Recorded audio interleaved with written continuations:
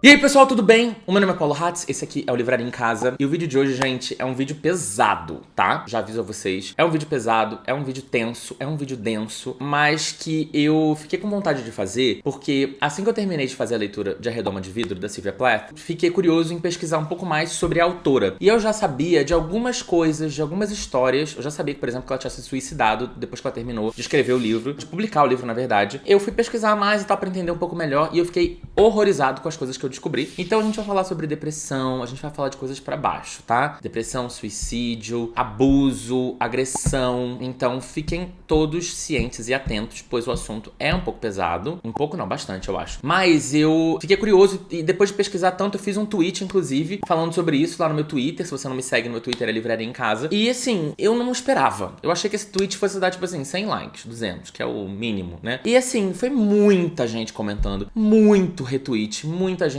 citando o tweet, falando que tinha muita vontade de ler o livro, que tem curiosidade, que tem medo de ler o livro, que lê o livro, que ama o livro, que não sei o que, um monte de gente. E aí eu fiquei impressionado como muitas pessoas, inclusive, comentaram lá, falando que não sabiam de muitos detalhes sobre isso que eu vou falar aqui agora pra vocês. E também tinham essa curiosidade de entender um pouco mais sobre, falar um pouco mais sobre a história da autora e sobre o livro. Então, eu vou falar, isso aqui não vai ser uma resenha, eu realmente vou contar a história da Sylvia Plath, meio que a vida dela, mas ao mesmo tempo eu vou contar um pouco sobre o livro, até porque o livro, ele é muito autobiográfico, e vocês vão entendendo isso quando eu for contando pra vocês. Então, ao contar a história da Sylvia, eu vou acabar contando muito sobre a sinopse do livro. Também em algum momento eu vou entrar um pouco no livro, vou entrar sobre as minhas impressões e vou terminar de contar toda a história dela, o que aconteceu, o que rola até hoje, né? O que se fala até hoje de A Redoma de Vidro e de Sylvia Plath. Esse é um dos livros mais famosos do mundo, é um dos grandes clássicos dos Estados Unidos, também é um clássico na Inglaterra, até porque a Sylvia morou nos dois lugares, os livros foram publicados nos dois lugares com uma pouca diferença, assim, entre eles. Então é uma autora muito conhecida, muito falada, muito discutida, que aparece em diversas outras obras e etc. na literatura e também no audiovisual, enfim. Já fiz o aviso, tá? Vocês já estão cientes do que vocês vão encontrar aqui nesse vídeo. Bom, Sylvia Plath nasceu em 1932 e morreu em 1963 com 30 anos de idade. Lá nos Estados Unidos, ela era autora, poetisa, enfim, escrevia contos, escreveu o único romance dela, que foi A Redoma de Vidro. Desde os 11 anos de idade, a Sylvia, ela tinha o hábito de escrita e ela começou a escrever diários, né? Já naquela época, ela escreveu diários desde os 11 anos de idade até a morte dela aos 30. E a Sylvia também sempre foi muito artística, ela gostava de pintar, de desenhar, de escrever e tal. E ela tinha um QI altíssimo, o QI da Sylvia Plath era de 160. Em 1950, ela entrou na faculdade, ela começou a estudar ali e tal. Era uma faculdade particular de arte e tal, enfim, pra mulheres. E no terceiro ano dela de faculdade, por causa do desempenho, enfim, do sucesso dela como aluna, ela ganhou uma vaga como editora convidada de uma revista chamada Mademoiselle. E esse prêmio, né, de editora convidada, exigia que ela ficasse um mês, né, morando e trabalhando em Nova York. A experiência não foi muito positiva, ela começou a sentir já alguns sintomas de depressão ali naquela hora. Esse período em Nova York é um dos grandes pontos de partida, é o grande ponto de partida do livro dela, A Redoma de Vidro, que a gente vai falar já já. Só pra vocês terem ideia, algumas semanas depois ali de que ela tava em Nova York, ela acabou quebrando a perna dela como uma forma de entender se ela conseguiria se matar. Então ela decidiu quebrar a própria perna pra ver se ela conseguiria ter coragem de se suicidar. Os sintomas de depressão foram aumentando, tudo isso foi sendo visto pela família, etc, e até mesmo sentido por ela. Ela também tentou uma vaga em Harvard, não foi aceita, o que também deixou ela um pouco mais deprimida, enfim, triste. Além disso, ela começou a fazer terapia de eletrochoque, que era um tipo de modelo de terapia muito utilizado principalmente nos anos 40, 50 para pessoas com depressão ou outras doenças, né, psicológicas, psiquiátricas, neurológicas. E no dia 24 de agosto de 53, ou seja, amanhã completaria o aniversário desse dia, ela tentou suicídio pela primeira vez. Ela tomou todos os remédios de dormir, né, que a mãe usava pra dormir, ela tomou todos de uma vez só. Depois disso, ela ficou 6 meses internada, fazendo diversas terapias, inclusive de eletrochoque, tomando vários remédios, engordou, aquela coisa toda. Mas depois de um tempo, eles acharam que ela tinha feito um grande progresso e ela foi liberada do hospital e voltou pra universidade. Em fevereiro de 56, ela conheceu Ted Hughes, que era um poeta, e ela acabou se apaixonando, eles se apaixonaram, eles começaram a ter ali um relacionamento, e poucos meses depois eles chegaram a se casar. Também tem toda uma história de que eles tinham interesses em coisas assim, tipo astrologia, até aí tudo bem, mas também o Ouija board, que é aquele tabuleiro de Ouija, sabe? Pra você falar com espíritos, que você bota o copo e fala. Pois é, eles faziam isso. Mas ela tava bem. Em 2 anos depois, inclusive, que ela começou esse relacionamento com o Ted, ela até foi trabalhar como recepcionista nutricionista numa clínica psiquiátrica. E além disso, ela também fazia cursos de escrita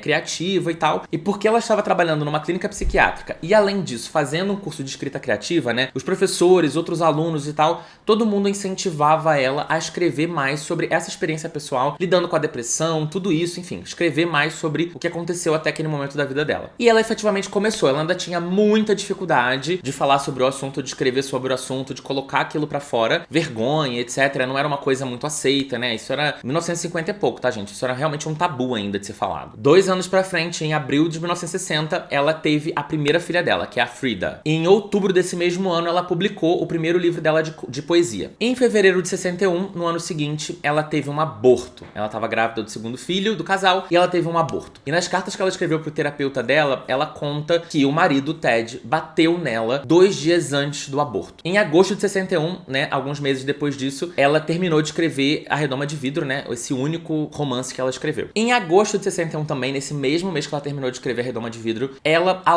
e o marido, né, o Ted, alugaram um apartamento que eles tinham para um casal, que era o David e a Asia Wevel. E nesse momento, o Ted, o marido da Sylvia, ele ficou muito encantado pela essa mulher, essa Asia, que alugou esse apartamento. 5, 6 meses pra frente, em janeiro de 62, nasceu o segundo filho deles, ela ficou grávida de novo, e nasceu o segundo filho deles, que se chama Nicholas. Em junho de 62, ou seja, quando o filho dela tinha por volta de 5 meses, ela teve um acidente de carro. A Sylvia teve um acidente de carro, mas que depois ela admitiu que foi mais uma nova tentativa de suicídio. Ela jogou o carro dela num rio. No mês seguinte, em julho, ela descobriu que o Ted e a Asia, que alugou o apartamento deles no ano anterior, estavam tendo um caso. Em setembro de 62, ela se separou do Ted. Mais uns 4, 5 meses pra frente, em janeiro de 63, foi publicado A Redoma de Vidro. Só que foi publicado com o pseudônimo de Victoria Lucas, exatamente porque ela tinha vergonha, a família não queria, aquela coisa toda. Mas a recepção da crítica não foi muito positiva, assim. Foi meio que ninguém se importou muito com o livro. E aí, já que a gente chegou agora na publicação do livro, né? O livro foi publicado naquela época. Eu quero trazer pra vocês essa história, né? Tudo começou... Por que eu resolvi pegar pra ler esse livro? Tudo começou... Eu estava procurando alguma coisa pra ouvir de audiobook. Eu vou fazer um vídeo pro TikTok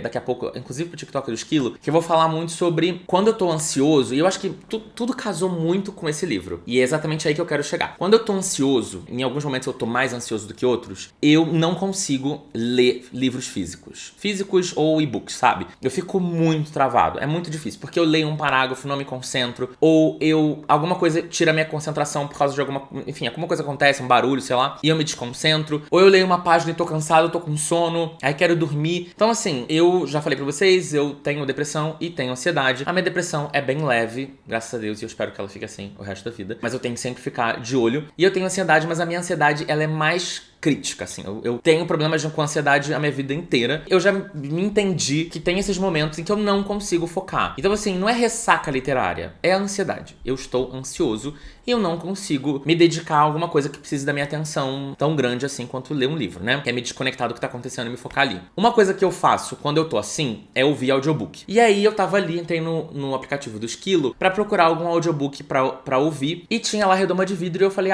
vou tentar ouvir esse livro, né? Ouvir esse audiobook. E eu comecei a ouvir o audiobook de A Redoma de Vidro. Eu já vinha numa sequência de audiobooks, assim, de, sei lá, 3 audiobooks na sequência, exatamente porque é o que tava funcionando pra mim. Audiobook é o que tava funcionando pra mim, porque eu tô dirigindo, eu tô cozinhando, eu tô trabalhando com alguma coisa que eu não preciso prestar muita atenção, eu tô andando na rua, eu tô na academia, e são coisas que eu posso fazer alguma coisa além, porque eu não preciso prestar tanta atenção no que eu tô fazendo, então eu boto meu fone e consigo ouvir o audiobook, e flui muito. É o que efetivamente me faz desligar do mundo e entrar numa história. Porque o livro físico, nessas horas, ele não funciona pra mim. Mas o audiobook funciona muito. Então, toda vez que eu tô assim, eu desisto. Eu não pego um livro, mas eu vou pro audiobook, porque é o que funciona pra mim naquela hora, sabe? E aí, eu peguei esse audiobook realmente sem nenhuma pretensão. E aí, fazendo a publicidade aqui do Esquilo, você pode baixar o aplicativo do Esquilo, que vai estar aqui na descrição do vídeo, entrar lá. O aplicativo do Esquilo hoje tem e-books, audiobooks e mini-books, que são livros menorzinhos, que você consegue ver meio que um resumo do livro. E aí, na aba de audiobook, eu vou mostrar pra vocês aqui,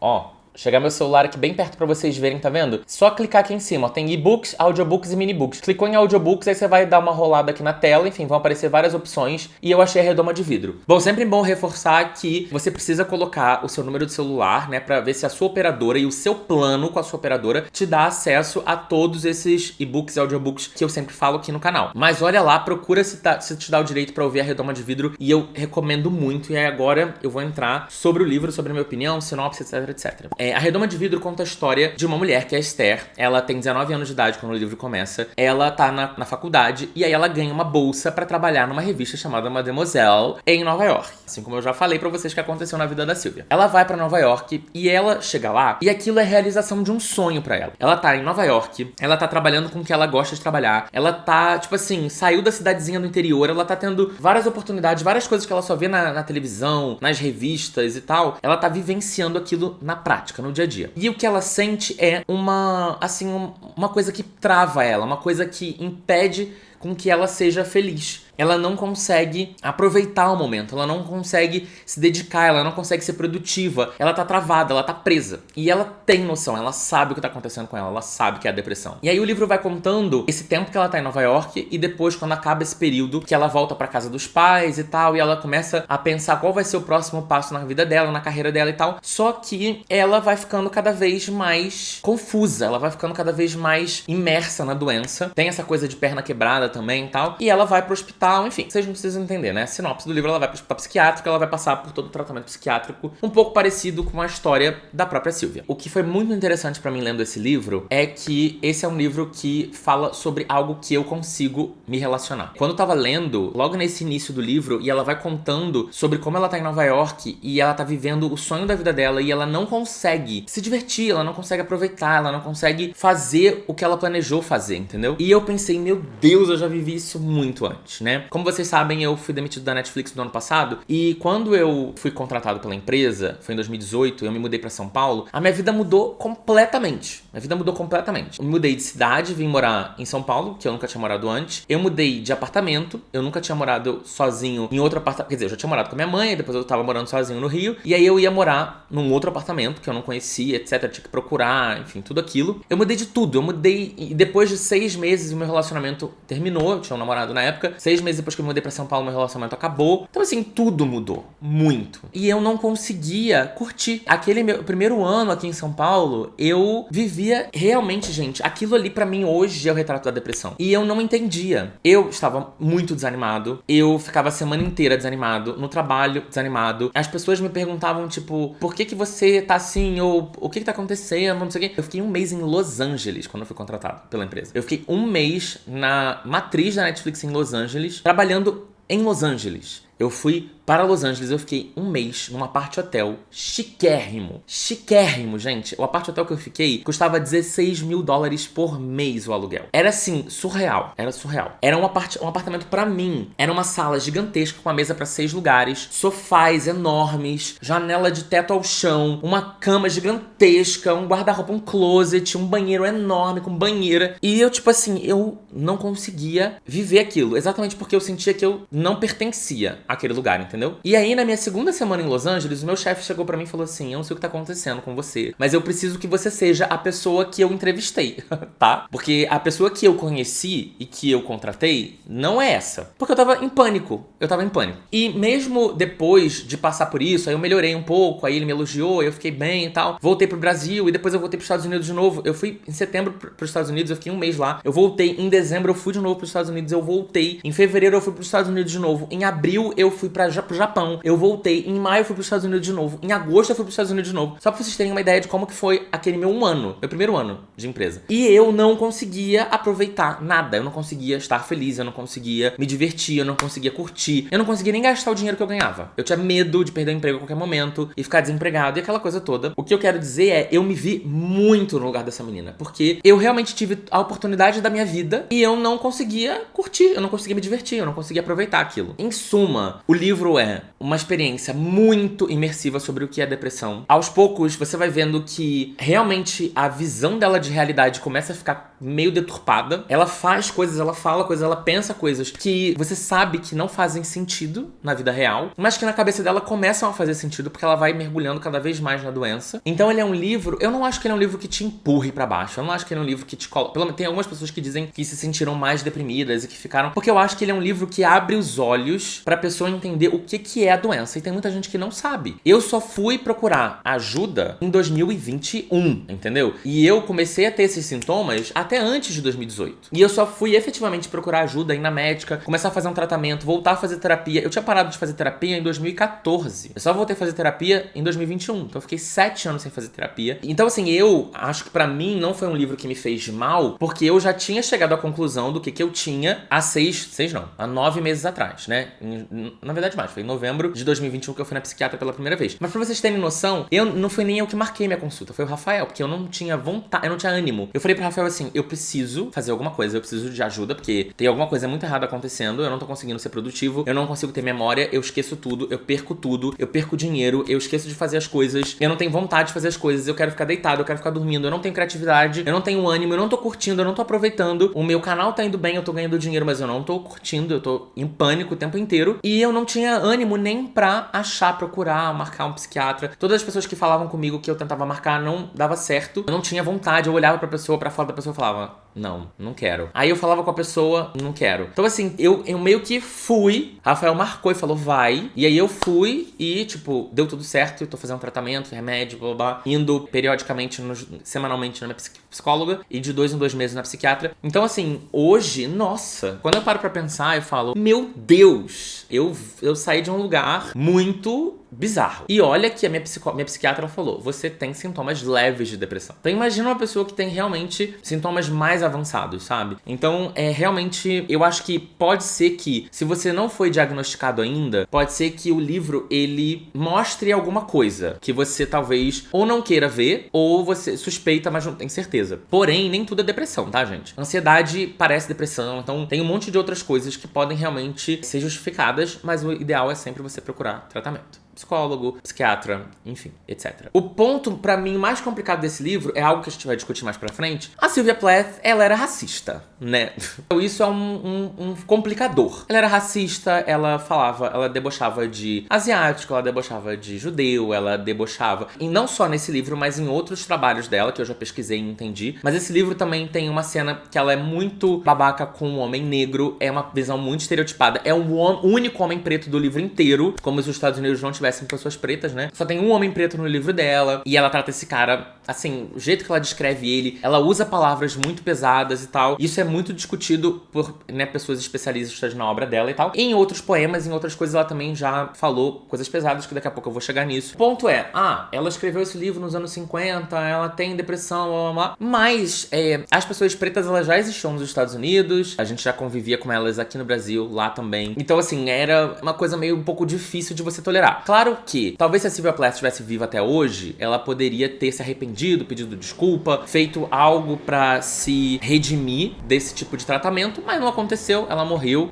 jovem. Realmente é um retrato do tempo. Naquela época, uma grande maioria de pessoas brancas eram racistas, então a gente pode levar isso, deixar isso no, né, tipo, passar o paninho de uma certa forma, mas, independente de qualquer coisa, Sylvia Plath era racista. Isso é um fato, tá ali na obra dela e não tem o que a gente fazer. Porém, isso não invalida o resto do trabalho. A questão da depressão e a questão da visão que ela tinha, uma visão muito progressista em relação às mulheres, sabe? Ela era muito revoltada em as mulheres terem que ser secretárias, em as mulheres não poderem ser escritoras, autoras, atrizes, cantoras, enfim, advogadas, médicas e tal. Isso também se retrata nos livros dela. Então é aquilo, né? A gente precisa ter consciência, entender, enxergar e separar o joio do trigo. Tipo, o que disso aqui é uma bosta? O que disso aqui aqui é aproveitável. De qualquer forma, é um livro clássico, conhecido pra cacete nos Estados Unidos, e eu acho que vale a pena ser lido, porque é um retrato de um tempo, né, e de uma pessoa que passava por outras questões que a gente já tá sendo falado aqui nesse momento, né. Por exemplo, tem um outro ponto aqui também que eu falei pra vocês de coisas pesadas em outros contos dela. Tem um poema onde ela fala que o sofrimento que ela sentia era equivalente ao sofrimento das vítimas do Holocausto. Um pouco pesado fazer essa comparação, né? Mas, enfim, talvez na cabeça dela ela estivesse sofrendo muito e aí ela achou que, isso aqui é um sofrimento muito grande, então, enfim. Mas hoje em dia, se ela falasse uma coisa dessa, a gente falaria, gata, calma. Uma coisa é uma coisa, outra coisa é outra coisa. Enfim, os diários também falam de outros momentos que ela fala várias outras paradas de supremacia branca, de como ela acha que o branco é superior ao negro, e etc, etc. Então, tá imortalizado nas obras. Voltando pra história dela, o livro já foi publicado, falando sobre o livro. Em janeiro de 63, junto com a publicação do livro, ela começou a descrever pra um amigo dela, que também era clínico geral, se chamava John Horder, que ela tava tendo, de novo, vários sintomas da depressão. Já estavam acontecendo por volta de 6 a 7 meses. Ela vinha pensando em suicídio, ela não conseguia dormir de novo, tomando muito remédio pra dormir, aquela coisa toda. O John tentou convencer ela ao máximo possível se internar, e ela não queria de jeito nenhum. Ela falou, não vou me internar de novo, não vou. E aí ele falou, bom, então você precisa ter pelo menos uma enfermeira, alguém pra estar com você e te acompanhar no dia a dia. Ela, inclusive, começou a tomar antidepressivo de novo. Ele fez a receita pra ela, né? Porque ele era médico. E ela começou a tomar antidepressivo de novo. Mas antidepressivo, gente, é uma parada que eu já falei também. Ele não resolve de um dia pro outro. É uma coisa que eu vivenciei. Inclusive, a minha médica falou assim, você vai começar a sentir diferença na sua vida em 2 a 3 semanas. Eu não senti de 2 a 3 semanas. Eu demorei bastante pra ver diferença. E são diferenças muito sutis. Tipo assim, eu acho que depois de uns 3 meses eu comecei a pensar assim, ver diferença, sabe? No meu passado pro meu presente. Hoje, quando eu olho pra 9, 10 meses atrás, eu vejo uma diferença gritante. Mas assim, isso de 2 semanas, 3 semanas você vai sentir diferença, eu não senti, tá? Até porque você começa com uma dose fraca, depois você vai aumentando a dose, enfim, aquela coisa toda. E aí no dia 11 de fevereiro, ou seja, poucos dias depois, né? Ela falou com ele em janeiro, poucos dias depois, dia 11 de fevereiro, a enfermeira chegou na casa dela, logo cedo, e ela tava tendo dificuldade pra entrar na casa, não tava conseguindo entrar. Um cara ajudou ela, e assim que ela entrou, ela encontrou a Sylvia morta com a cabeça dentro do forno. Ela ligou o gás, né? Acendeu o gás do forno forte, enfiou a cabeça no forno. Ela tentou vedar o máximo possível a cozinha e as crianças estavam dormindo no outro cômodo e ela vedou essa cozinha pra, se caso ocorresse uma explosão, acontecesse alguma coisa,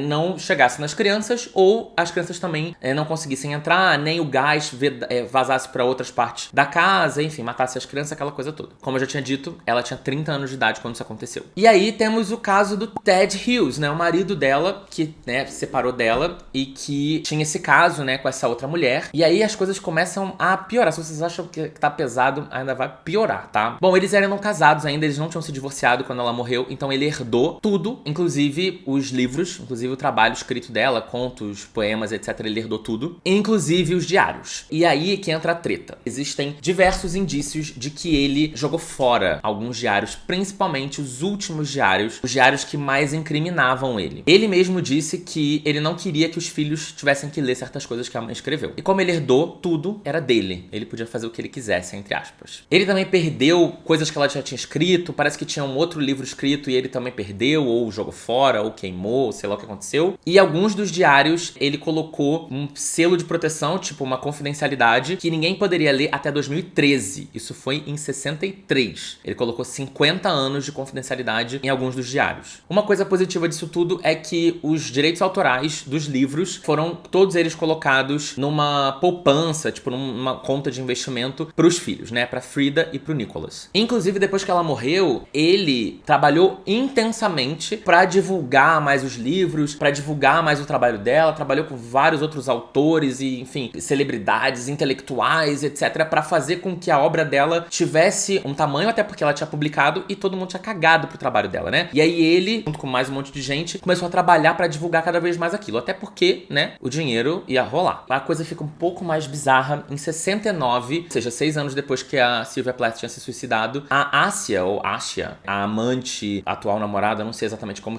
é que eles estavam, né, ela e o Ted, ela se suicidou também. E não só ela se suicidou, como ela matou a filha de 4 anos de idade, a Shura. Durante os últimos anos da vida do Ted Hughes, ele trabalhou mais intensamente ainda pra divulgar os trabalhos da Sylvia. E, inclusive, em 98, ele tirou o selo de confidencialidade de vários vários diários da Sylvia, entregou pros filhos. Os filhos entregaram pra uma editora, enfim, que lançaram, inclusive, eles lançaram um livro com os diários sem edição, etc, cópias, enfim, inalteradas, etc, desse trabalho. Mas os diários mais recentes, antes do suicídio da Sylvia, o Ted destruiu. E aí, isso gerou muita especulação, isso gerou muito bafafá entre estudiosos, entre críticos, entre, enfim, pessoas no mercado como um todo, entre mulheres feministas e tal, que acompanharam muito do processo e estudaram muito a Sylvia ao longo dos anos, de que tinha alguma coisa ali que ele não queria que as pessoas descobrissem. Inclusive, o túmulo da Sylvia foi vandalizado diversas vezes pra, enfim, as pessoas tentando tirar o nome Hughes do sobrenome dela, né? Que ela ficou como Sylvia Plath Hughes, e eles queriam deixar só Sylvia Plath. Depois veio o suicídio da amante, e aí isso ficou mais ainda, né, em discussão. O cara teve 2 mulheres que se suicidaram. O que esse cara tem a ver com isso? O que isso pode ter acontecido? Mas não existia nenhuma prova, nenhum indício. Nunca aconteceu nada com o Ted. Ele morreu de câncer em 98 também. Mas em vários diários que já foram publicados, que foram encontrados ao longo dos anos, é muito falado, a própria Sylvia fala sobre a agressão, sobre abuso do Ted com ela. Ele já bateu nela, ele já disse que ele queria que ela morresse. Ele tentou estrangular ela na lua de mel. Então, ou seja, a gente já tira daí que foi um casamento bem atribulado. Enfim, uma pessoa que já sofria de depressão antes, num casamento tóxico desse, você já imagina como é que a cabeça da pessoa não fica, né? E aí, pra finalizar essa história pesada, o peso maior ainda vem aí. Em 2009, o filho dela, o Nicholas, se suicidou também. Ele também lidava com depressão e etc. E ele acabou se suicidando na casa dele, lá nos Estados Unidos, no Alasca. O trabalho da Sylvia tá em um monte de lugar, como eu já falei pra vocês. Tem uma passagem de Gilmore Girls que, hoje, revendo, eu falo, meu